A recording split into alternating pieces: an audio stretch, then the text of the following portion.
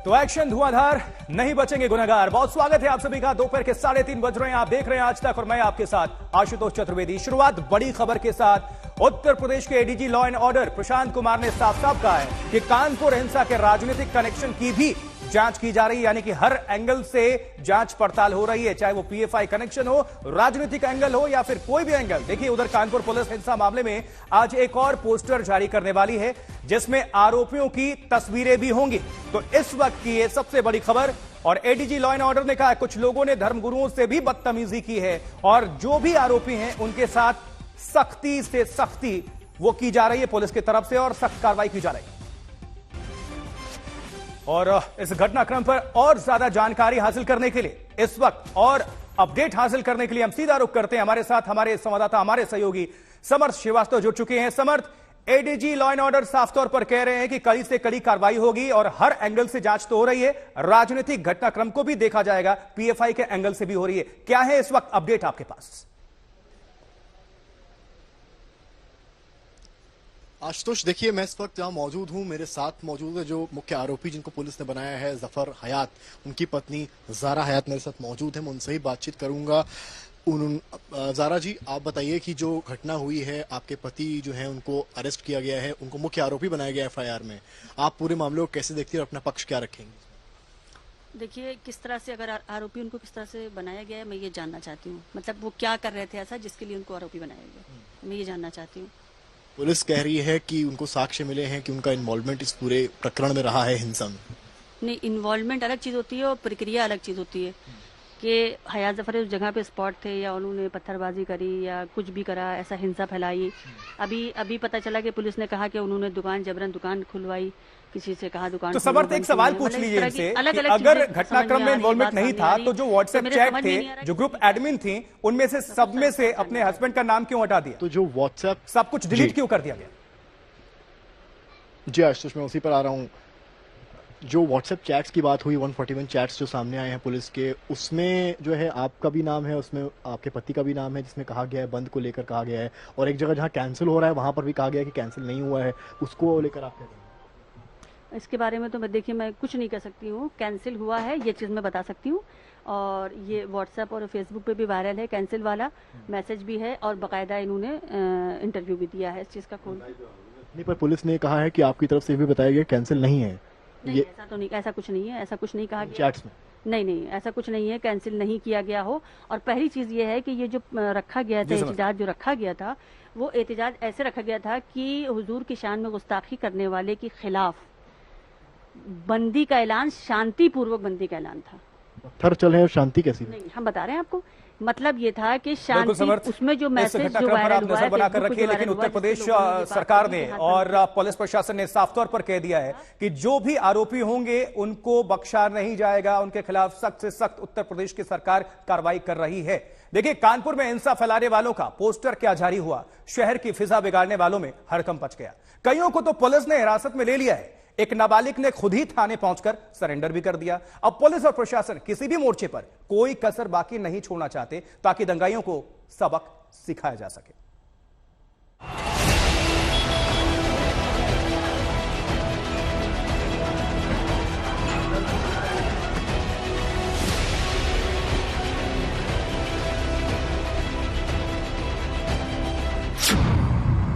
चार दिन 40 दंगाइयों का पोस्टर, 50 गिरफ्तारी।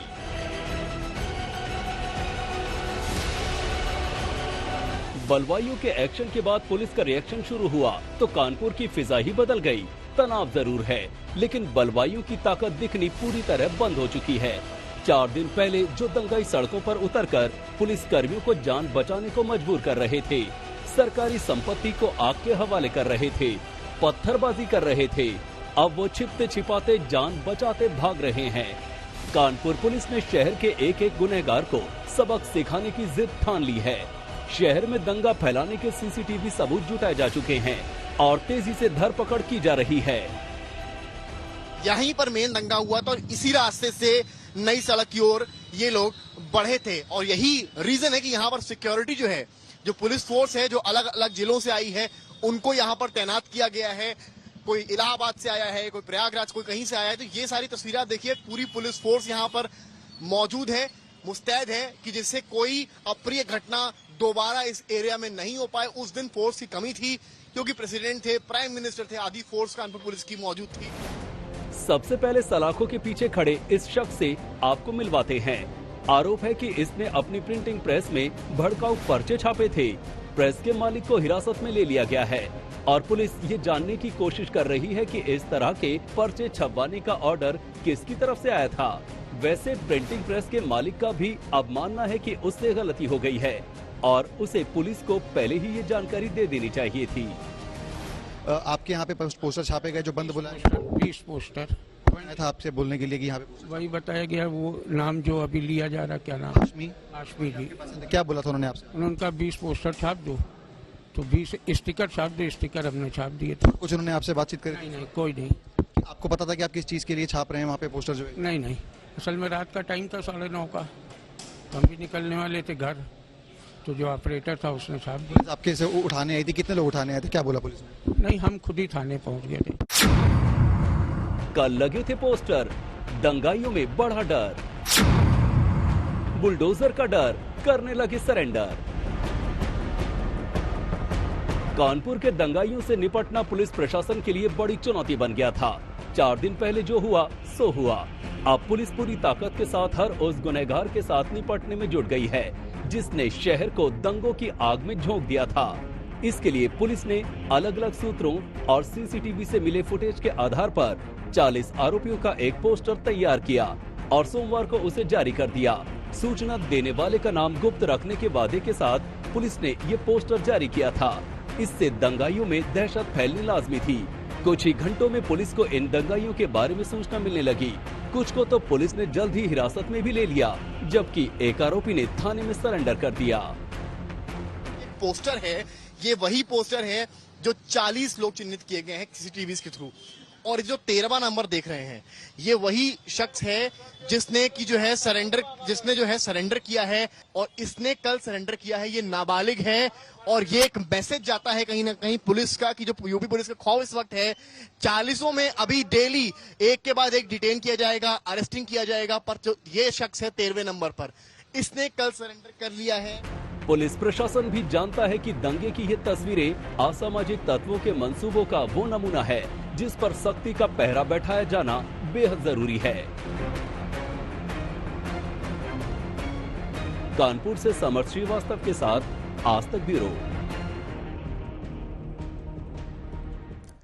तो 50 लोग अब तक गिरफ्तार हो चुके हैं, लेकिन जल्दी आपको बता देते हैं कि उत्तर प्रदेश पुलिस, उत्तर प्रदेश सरकार किस तरह से दंगाइयों के खिलाफ एक्शन ले रही है। 5 प्रमुख बिंदुओं को अगर आप सभी तक हम साझा करने तो नजर डालें। कानपुर में अब तक क्या हुआ?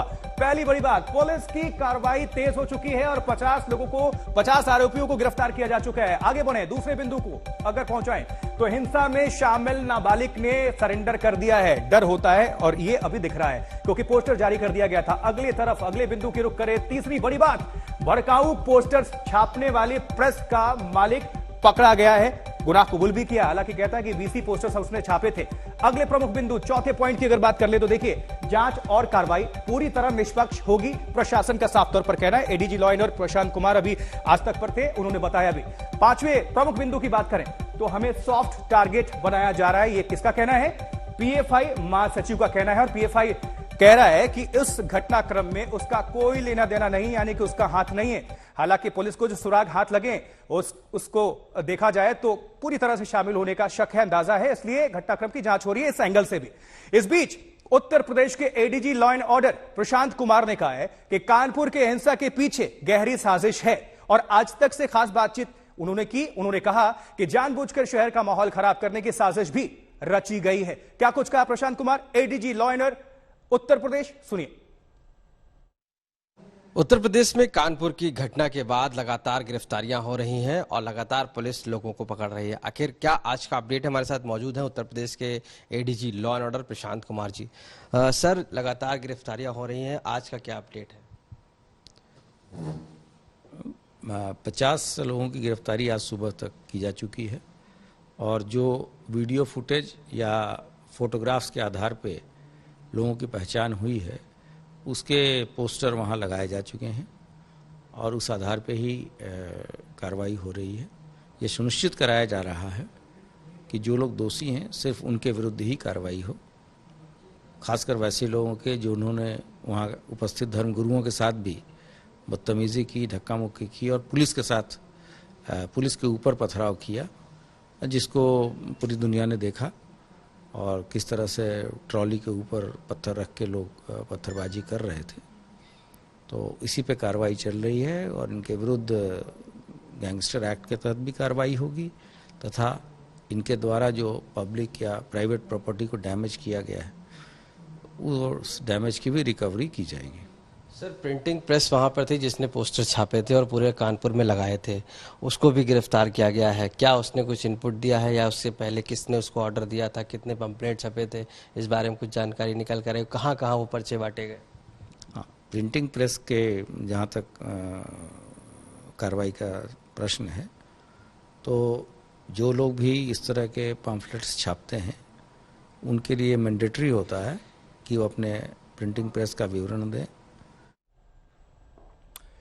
तो देखिए, कानपुर हिंसा के पीछे सोशल मीडिया की भी बड़ी भूमिका सामने आ रही है। दंगाइयों ने व्हाट्सएप का इस्तेमाल किया, हिंसा के दौरान फेसबुक लाइव भी किया गया। गौर करिएगा, पुलिस ने 5 और मीडिया हैंडलर पर भी एक्शन किया है और अब फॉरेंसिक टीम हिंसा के तार जोड़ने, खंगालने वाले सबूतों की तलाश में भी लगी हुई है। एक और रिपोर्ट।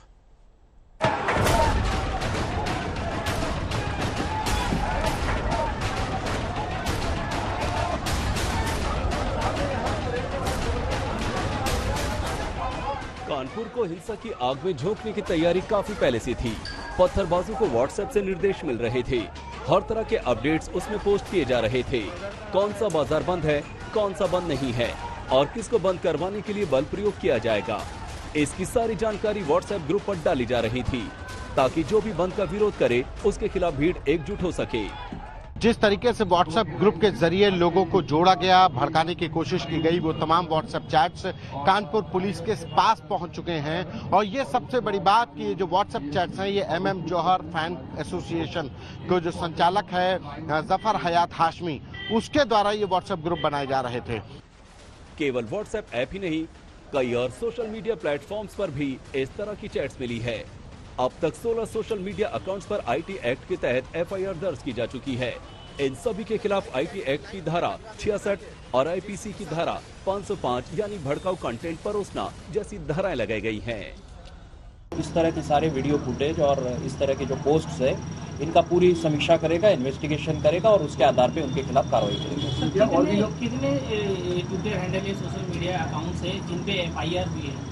ये टोटल अननोन में कुछ FIR हुई है और पूरे सारी डिटेल्स लेके इसके खिलाफ कार्रवाई की जा रही है। यूपी पुलिस कई एंगल से ऑल आउट एक्शन कर रही है। व्हाट्सएप चैट से साजिश की पड़ताल हो रही है, CCTV फुटेज से दंगाइयों की शिनाख्त हो रही है, पोस्टरों के जरिए आम लोगों से इनपुट लिए जा रहे हैं। CCTV फुटेज क्या कहते हैं, पत्थरबाजी कैसे हुई, किस एंगल से हुई, ये तमाम जानकारियां इकट्ठा करने का जिम्मा फॉरेंसिक टीम पर है, जिसने जांच का मोर्चा संभाल लिया है। आप देख सकते हैं कि कानपुर जोन की फॉरेंसिक फील्ड यूनिट यहां पहुंची हुई है। वो लोग उस जगह का मुआयना कर रहे हैं, उन CCTV फुटेजेस को भी देख रहे हैं, किस एंगल से लिया गया, कहां से पथराव किया गया। दरअसल फॉरेंसिक की टीम ये तस्वीरों के जरिए, वीडियो फुटेजेस के जरिए ये एस्टैब्लिश करेगी कि जो पथराव हो रहा था वो कहां से हो रहा था और किस एंगल से हो रहा था, कितनी दूरी से हो रहा था। फॉरेंसिक टीम नई सड़क की हर उस गली और रास्ते का मुआयना कर रही है जहां से पथराव किया गया था। यहां तक की तैयारी ये भी है कि टीम उन छतों का पूरा मुआयना करेगी जहां से पत्थर फेंके जा रहे थे। पुलिस उन लोगों को भी तलाश कर रही है जिन पर आरोप है कि उन्होंने जुम्मे की नमाज के बाद भड़काऊ तकरीरें की, जिससे हालात बिगड़े। संतोष कुमार के साथ समर्थ श्रीवास्तव, कानपुर, आज तक।